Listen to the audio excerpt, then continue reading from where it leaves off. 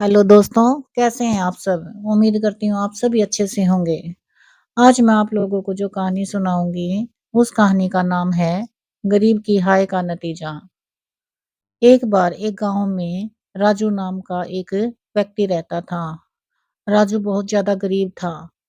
उसकी पत्नी भी बहुत ज़्यादा बीमार रहती थी और उसकी 3 वर्षीय बेटी जन्मजात गूंगी थी।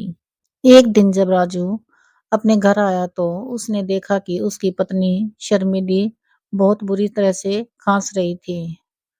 उसको देखकर राजू बोला, शर्मिली क्या तुमने आज दवाई नहीं ली है क्या? तो उसकी बातें सुनकर शर्मिली बोली कि आपने शायद ध्यान नहीं दिया है। मेरी दवाई तो कई दिन पहले की ही खत्म हो चुकी है। अपनी पत्नी शर्मिली की बातें सुनकर राजू कहता है कि मैं दुनिया का सबसे ज्यादा लाचार पति और एक लाचार पिता हूँ।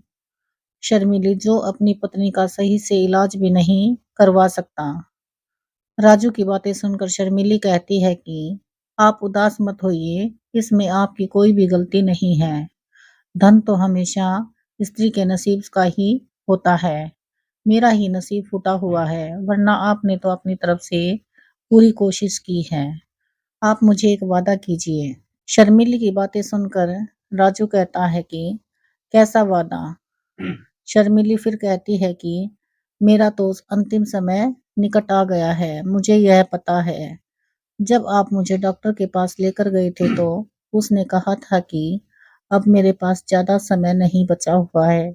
मेरे फेफड़े खराब हो चुके हैं।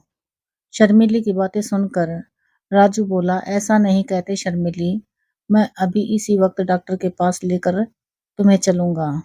शर्मिली कहती है कि अब डॉक्टर के पास जाने का कोई भी फायदा नहीं है। बस आप मुझसे एक वायदा कीजिए कि मेरे इस संसार से जाने के बाद आप मेरी बेटी को कभी भी उसकी माँ की कमी महसूस नहीं होने देंगे, उसे कभी नहीं डांटेंगे। राजू रोते हुए कहता है कि मैं तुमसे यह वादा करता हूँ। राजू की बातें सुनकर शर्मिली अपने बगल में लेटे हुए अपनी बेटी को हसरत भरी निगाहों से देखने लगी। शर्मिली ने उसे देखते देखते ही दम तोड़ दिया। राजू फूट फूट कर रोने लगा। इस घटना को 10 वर्ष हो चुके थे। राजू की पुत्री मीरा अब 12 वर्ष की हो चुकी थी। राजू गांव के जमींदार विक्रम की हवेली में साफ सफाई का काम करने लगा था। एक दिन राजू जमींदार से कहता है कि मुझे आपसे कुछ बात करनी है। सेठ जी, फिर जमींदार कहता है, अच्छा, मेरे इतने बुरे दिन आ गए हैं कि गांव का एक भिखारी मुझसे बात करना चाहता है, जो कि मेरे ही टुकड़ों पर पलता है। चल जल्दी बोल, क्या बात करना चाहता है तू? फिर राजू कहता है कि सेठ जी, मुझे 500 रुपयों की जरूरत है। तो जमींदार कहता है, 500 रुपये में कितनी जीरो होते हैं, क्या यह भी तुझे पता है? तेरे बाप दादा ने कभी 500 रुपये देखे भी थे? और तुझे इतने पैसों की क्या जरूरत आ पड़ी है? फिर राजू कहता है कि मेरी बिटिया 2 दिन से बुखार में तप रही है, मुझे उसकी दवाई लेकर आनी है। तुम गरीबों को बुखार में दवाई नहीं खानी चाहिए। अपनी बेटी के शरीर पर गीली पट्टियां रख दे, उसी से उसका बुखार उतर जाएगा। राजू कहता है, ऐसा मत कर सेठ जी, मैं आपका हर कहना मानता हूँ। अगर आप कहते हैं कि मुझे सारी तपती दोपहर में धूप में खड़े रहना है तो मैं सारा दिन धूप में ही खड़ा रहता हूँ और आपसे कभी भी पैसे नहीं मांगता हूँ। अब तो बिटिया को 2 दिन से बुखार है, इसीलिए मैं आपसे पैसे मांग रहा हूँ। यह सुनते ही जमींदार का गुस्सा 7वें आसमान पर पहुंच गया और बोला, क्यों रे, तुझे खाने को मिलता है वह क्या कम है कि अब तू पैसे भी मुझसे मांगने लगा है? अगर तेरी औकात उसकी दवाई खरीदने की नहीं थी तो तुमने बच्ची को पैदा ही क्यों किया? और अगर पैदा हो भी गई थी तो तुमने उसे पैदा होते ही कूड़े के ढेर में क्यों नहीं डाल दिया? जमींदार की ये बातें सुनकर राजू की आंखों में आंसू आ गए। वह रोने लगा और जमींदार से बोला कि यह आप कैसी बातें कर रहे हैं सेठ जी? मैंने बरसों से आपकी गुलामी की है। आज पहली बार मैंने आपसे कुछ पैसे मांगे हैं और वह भी बिटिया की दवाई के लिए। उसकी बातें सुनकर जमींदार फिर बोला, नमक हराम, तू मुझसे जुबान लड़ाता है? यह क्यों नहीं कहता कि तू टीबी का मरीज है, तेरे अंदर कोई काम करने की ताकत ही नहीं बची हुई है। मैंने एक तो तुझे खाने को भोजन दिया और तुम्हें पहनने के लिए कपड़े दिए, और ऊपर से तू मुझसे जुबान लड़ा रहा है। इससे पहले कि मैं अपना आपा खो दूं, तुम यहाँ से निकल जाओ। जमींदार की बातें सुनकर राजू कहता है, यह बिल्कुल गलत बात है सेठ जी। ईश्वर ने आपको इतना सारा धन दिया है, आप एक गरीब को अपमानित करते हुए शर्म नहीं आती? और मैंने गुलामी के बदले में आपसे मांगा ही क्या है, सिर्फ 500 रुपए। और 500 रुपयों के लिए ही आप मुझे बोल रहे हो कि अपनी बेटी को पैदा होते ही किसी कूड़ेदान में फेंक देता। गरीब की हाय में बहुत ज्यादा ताकत होती है। सेठ जी, आप गरीब के दिल से निकली हुई हाय को नहीं जानते। एक गरीब के दिल से निकली हुई हाय तो बड़े बड़े महलों को चुटकियों में धराशायी कर देती है, बड़े बड़े रईसों को चुटकी में भिखारी बना देती है। राजू की यह बात सुनकर तो जमींदार ने राजू को लातों घूंसों और डंडों से बुरी तरह पीटना शुरू कर दिया और उसे धक्के मारकर अपनी हवेली से बाहर निकाल दिया। राजू दर्द से कहराते हुए अपने घर आ गया। अपने पिता को दर्द से कराते हुए देखकर मीरा तुरंत दौड़ी दौड़ी आई और वह इशारों इशारों में राजू से पूछने लगी, यह क्या हुआ है पिताजी? फिर राजू अपनी बेटी को बताता है कि मैंने तेरी दवाई के लिए सेठ जी से कुछ पैसे मांगे थे बेटा, लेकिन सेठ जी ने मुझे एक भी पैसा नहीं दिया। इसके बदले उसने मुझे अपमानित करके मार पीट कर अपनी हवेली से बाहर भगा दिया। राजू की बातें सुनकर मीरा की आंखों में आंसू आ गए और वह रोने लगी और उसने इशारों इशारों में अपने पिताजी से कहा कि मेरा बुखार तो सही हो गया है पिताजी, आपको चिंता करने की बिल्कुल भी आवश्यकता नहीं है, मैं बिल्कुल से सही हूँ। मीरा की बातें सुनकर राजू फूट फूट कर रोने लगा और बोला, सेठ जी ने मुझे काम से भी निकाल दिया है और मैं जानता हूँ कि तू मुझसे झूठ बोल रही है। तुझे अभी भी बुखार है और तुझे भूख भी लगी हुई है। यह कहकर राजू रोते रोते सो गया और मीरा भी सो गई। अगली सुबह जब मीरा उठी तो उसने अपने पिता को सोते हुए देखा। अपने पिता को सोते हुए देखकर वह अपने पिता को उठाने लगी, परंतु राजू नहीं उठा। राजू के न उठने पर मीरा घबराकर अपने घर से बाहर गांव के मुखिया के पास गई। मुखिया के पास कुछ व्यक्ति खड़े थे। मीरा को घबराते हुए देखकर वह लोग झोपड़ी में आ गए। फिर मुखिया जी कहते हैं, अरे यह तो राजू है, इसको क्या हुआ? मुखिया के बगल में खड़ा हुआ व्यक्ति तुरंत ही राजू के शरीर को हिलाकर देखने लगा और फिर वह कहता है कि मुखिया जी, यह तो मर चुका है और मुझे लगता है कि इसको मरे हुए भी काफी घंटे हो चुके हैं। मुखिया कहते हैं, यह तो बहुत बुरा हुआ बेचारी गूंगी लड़की का, एक यही तो सहारा था। फिर वही व्यक्ति कहता है, इसके शरीर पर तो चोटों के काफी ज्यादा निशान हैं। मुखिया जी, ऐसा लगता है कि किसी ने राजू को बहुत बुरी तरह से पीटा हो। फिर मुखिया जी कहते हैं कि राजू तो जमींदार विक्रम के यहाँ पर काम करता था और विक्रम की क्रूरता के बारे में तो गांव का हर व्यक्ति अच्छी तरह से जानता था। जरूर उस निर्दयी ने ही इस बेचारे को पीटा होगा। फिर वह व्यक्ति कहता है कि मैंने इतना क्रूर और अत्याचारी व्यक्ति अपने जीवन में नहीं देखा मुखिया जी। उस निर्दयी जमींदार को इस बेचारी गूंगी बच्ची पर भी तरस नहीं आया। उसने यह भी नहीं सोचा कि अगर राजू को कुछ हो गया तो इसका क्या होगा। फिर मुखिया जी कहते हैं, तुम तो जानते ही हो जमींदार की उठक बैठक पुलिस महकमे में बड़े अधिकारियों में से है और उसके पास धन की भी कोई कमी नहीं है। इसी बात का वह आज तक फायदा उठाता आया है। अरे हम क्या कर सकते हैं, ईश्वर ही उसे अब तो सजा देगा। भैया, फिर वह गांव का व्यक्ति कहता है, जो भी हो मुखिया जी, पर इस बेचारी गूंगी बिटिया की माँ तो 10 वर्ष पहले ही मर गई थी और ऊपर से अब इसका पिता भी मर गया है। अब यह अनाथ कहाँ जाएगी? गांव के उस व्यक्ति की बात सुनकर मुखिया जी गहरी सोच में डूब जाते हैं और कहते हैं कि बच्चे की परवरिश कोई और नहीं बल्कि जमींदार ही करेगा। तुम सभी मेरे साथ चलो। मुखिया सभी व्यक्तियों और मीरा को अपने साथ लेकर सीधा जमींदार की हवेली पर पहुंच गया। वहां पर देखता है कि जमींदार बैठा हुआ है। जमींदार कहता है कि क्या बात है मुखिया जी, आज सुबह सुबह गांव के व्यक्तियों को लेकर आप यहाँ कैसे? सब कुछ ठीक तो है?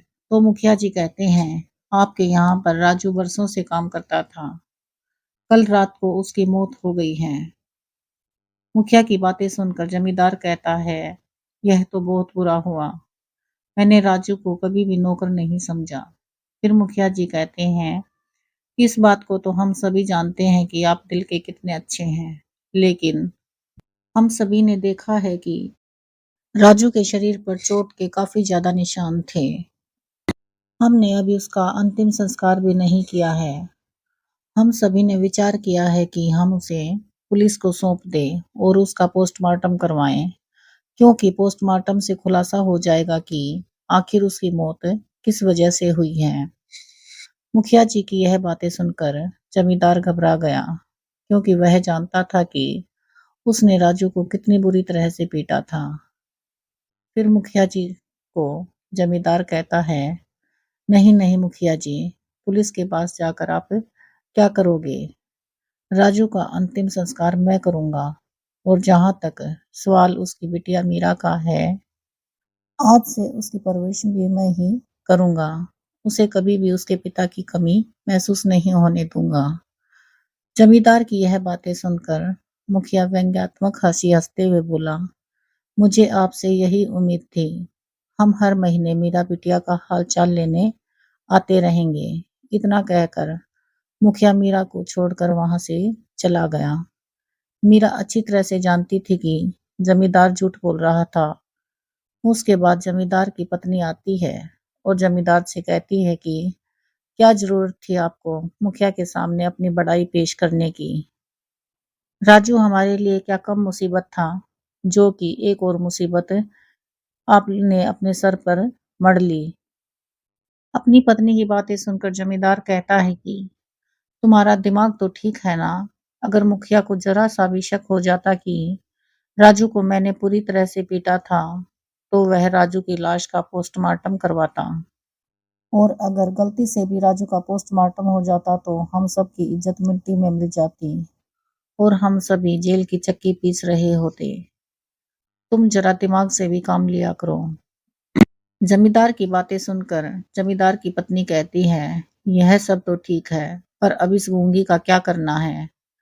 जमींदार अपनी पत्नी को कहता है, अरे हमारी हवेली में 100 काम होते हैं। यह भी राजू की तरह हमारी हवेली में हमारी गुलामी करेगी। फिर उसकी पत्नी कहती है, एक तीर से दो निशाने करने का शौक आपका गया नहीं है। फिर जमींदार कहता है, मैं तुम्हारा मतलब समझा नहीं। फिर उसकी पत्नी बोली, अरे सीधी सी बात है, गांव वालों की नजरों में आप इस बच्चे की परवरिश कर रहे हैं, लेकिन हमें तो बैठे बिठाए एक गुलाम मिल गई है, और वह गुलाम भी ऐसी जो कि बोल नहीं सकती। कुछ दिनों के बाद जमींदार की पत्नी की बहन ललिता वहां रहने के लिए आती है और वह अपनी बहन से कहती है कि तुम कुछ अपने दिमाग से भी काम दो, सालों बाद यह गूंगी लड़की जवान हो जाएगी। गांव वाले वैसे भी इसे तुम्हारे मत्थे मड़ गए हैं, कहीं ये तुम्हें इसके हाथ पीले करने के लिए भी ना कहें। फिर जमींदार की पत्नी कहती है, मैं भी काफी समय से यही बात सोच रही थी ललिता, लेकिन चिंता मत करो, मैं इसका उपाय भी निकाल लूंगी।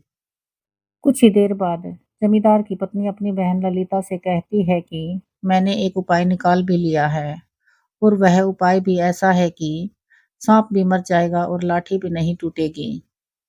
फिर एक दिन जमींदार की पत्नी और ललिता उसे एक कमरे में बंद कर देती हैं और उसे कुछ भी खाने पीने के लिए नहीं देती। वहां पर वह 2 दिनों तक भूखी और प्यासी बैठी रही। अचानक से रात के समय मीरा की आंखें खुल जाती हैं और उसे उस कमरे के अंदर रोशनी की किरणें दिखाई देती हैं। उन किरणों में से एक रहस्यमयी स्त्री निकल कर बाहर आती है और मीरा से कहने लगी कि तुम घबराओ मत मेरी बच्ची, मैं सब जानती हूँ। अत्याचारियों ने तुझ पर और तेरे पिता पर कैसे कैसे अत्याचार किए हैं।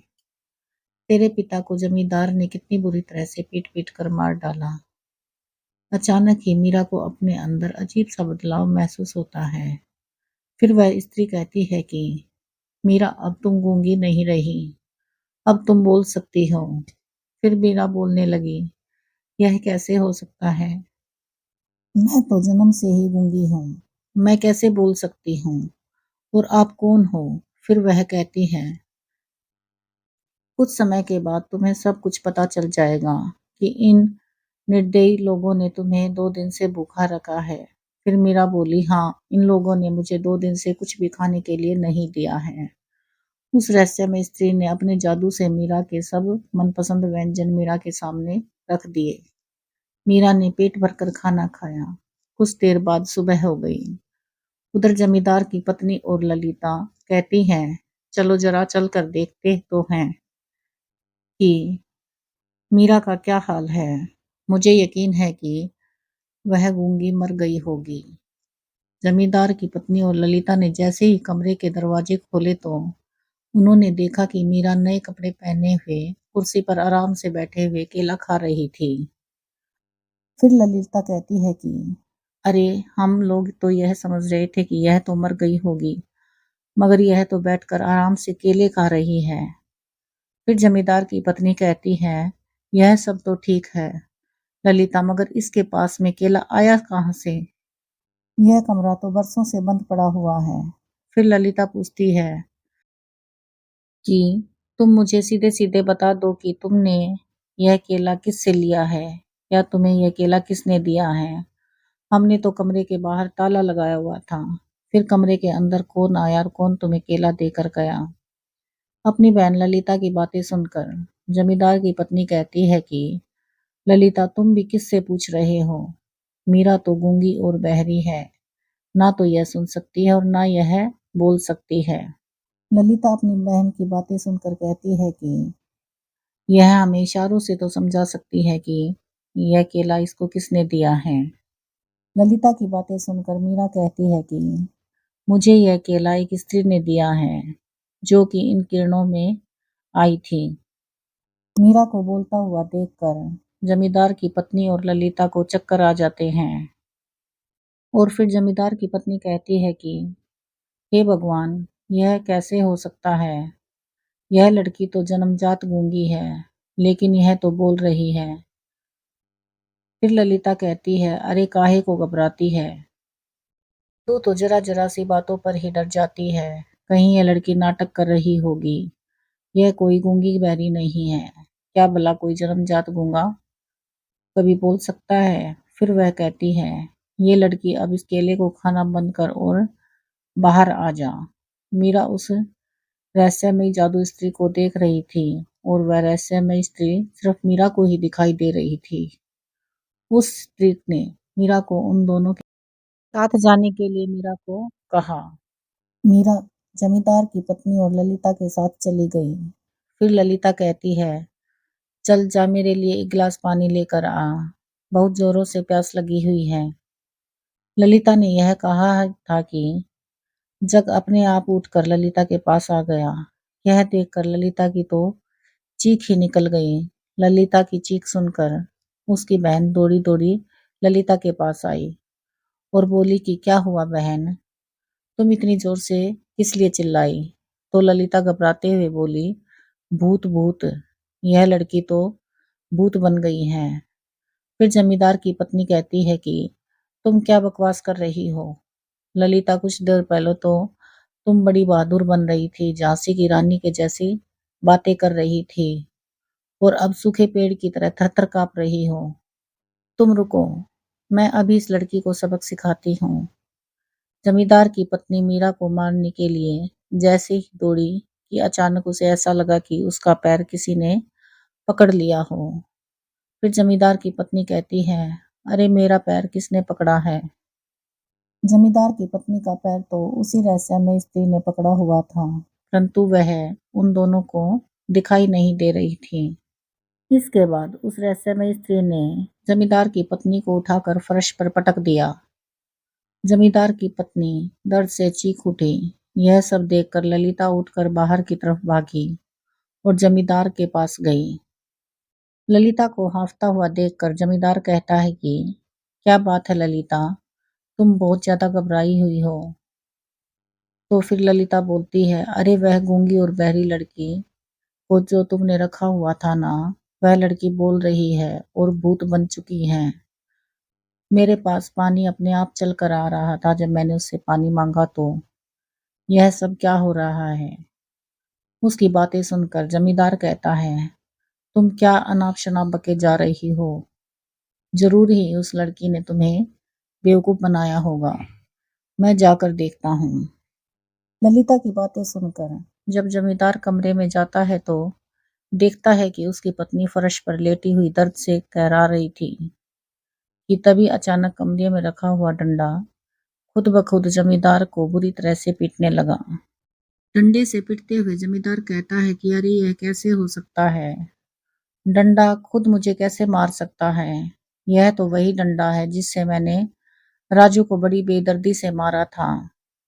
डंडे से पिटते पिटते कुछ ही देर में जमींदार का सारा शरीर रक्त से लथपथ जमींदार मीरा से कहता है कि तुम मुझे माफ कर दो।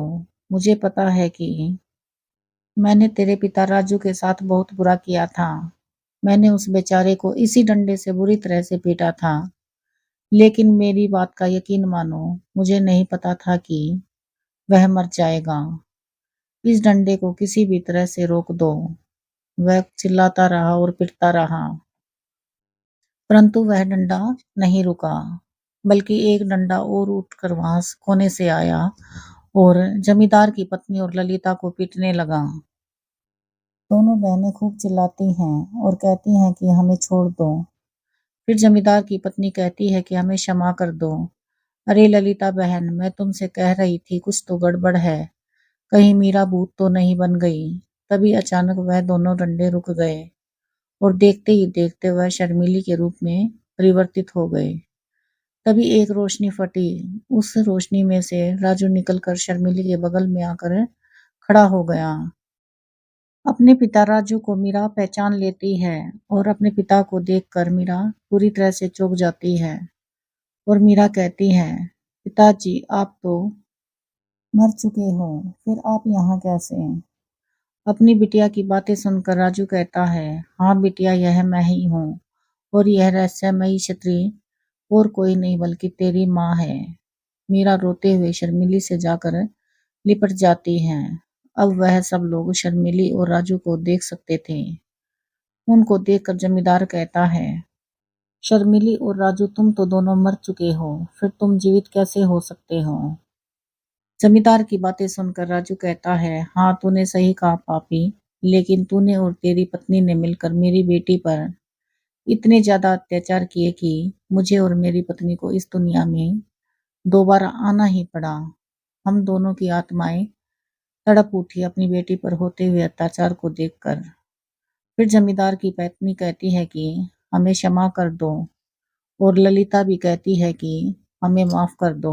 हम मीरा को अब कभी भी तंग नहीं करेंगे। फिर शर्मिली कहती है, नहीं, मैं तुम तीनों को जीवित नहीं छोड़ूंगी। तुम तीनों ने ही मेरी बेटी के साथ बहुत ज्यादा अत्याचार किए हैं। तभी वहां पर मुखिया और बहुत सारे लोग आ जाते हैं।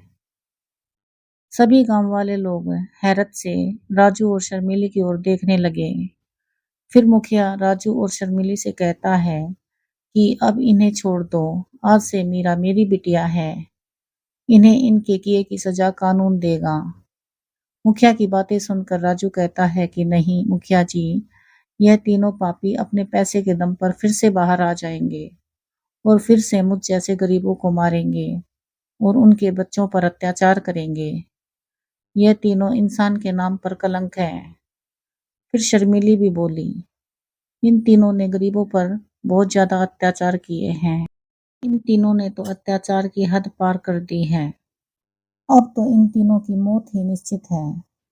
राजू और शर्मिला ने अपना हाथ आगे कर दिया और उनके हाथ से आग की बड़ी-बड़ी लपटें निकलने लगी और देखते ही देखते जमींदार और जमींदार की पत्नी और ललिता जलकर भस्म हो गए और मीरा की परवरिश गांव का मुखिया अपनी बेटी की तरह करने लगा।